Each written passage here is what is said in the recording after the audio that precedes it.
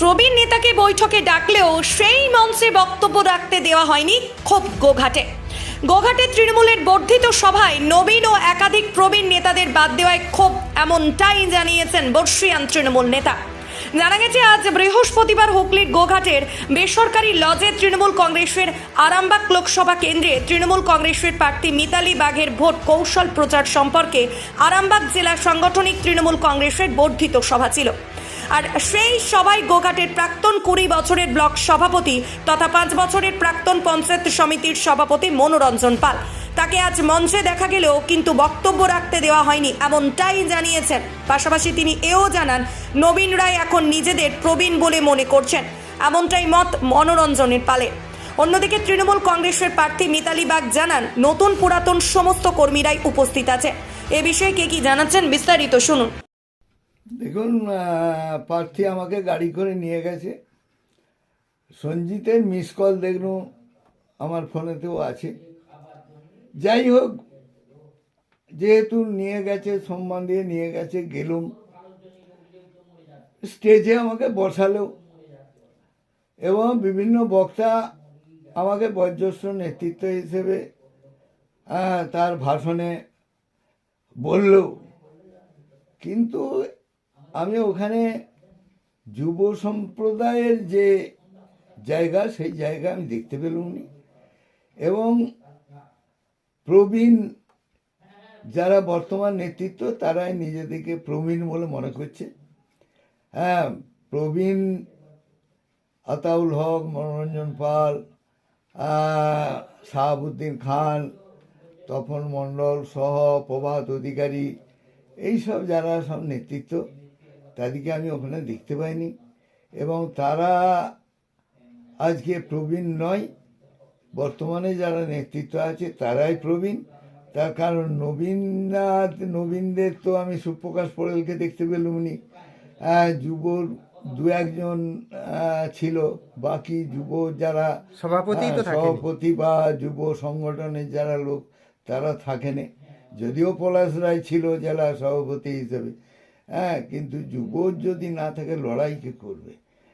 সেই জায়গায় দাঁড়িয়ে যারা সাংগঠনিক পদে আছে, তারাই প্রশাসনিক পদে আছে, তারাই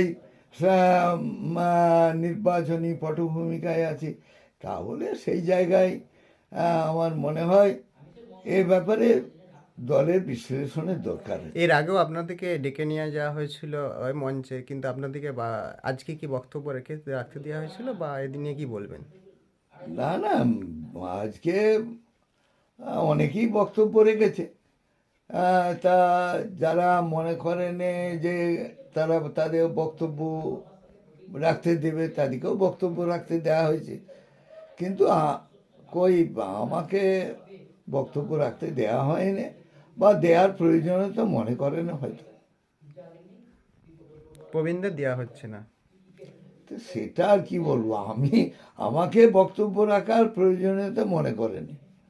আপনার নাম? মনোরঞ্জন পাল, গোঘাট 1 নম্বর ব্লকের 20 বছরের ব্লক সভাপতি, 5 বছরের পঞ্চায়েত সমিতি সভাপতি, এবং দলের প্রতিষ্ঠাতাদের 2-1 জনের মধ্যে আমি অন্যতম। আমার মাকে নিয়ে পুলিশ দাঁড় করিয়ে 1998 সালে 1 জানুয়ারি থানাগড়ার সামনে তৃণমূলের প্রথম পতাকা আমার মা স্বাধীনতা সংগ্রামের স্ত্রী সখীপ্রিয়া পাল সেই প্রথম তুলেছিল বড়বাবুকে সামনে দাঁড় করিয়ে।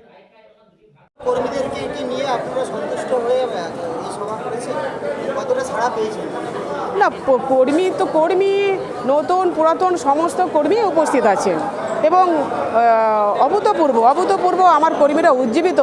দেখুন, কর্মীদিকে নতুন করে আমাদেরকে উজ্জীবিত করতে আর হচ্ছে না। তার কারণ যে ব্রিগেডের যে সভা ছিল, যে জনগর্জনের সভা ছিল, সেই একটা ঐতিহাসিক সভা ছিল।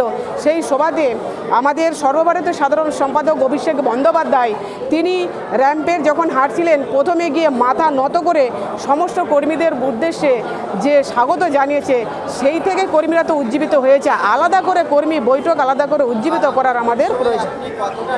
আরামবাগ মতিলাল টেলিশপ ও স্যামসাং সার্ভিস সেন্টার অনলাইন বা যে কোনো দোকানের থেকে সস্তা। আপনাদের সকলের প্রিয় মতিলাল মোবাইল।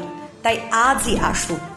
পুরানো মোবাইল সারানোর চেয়ে বেশি দামে এক্সচেঞ্জ, 0% ইন্টারেস্টে, 0 ডাউন পেমেন্ট, 0 কস্টে মোবাইল ফাইন্যান্সের সুবিধা।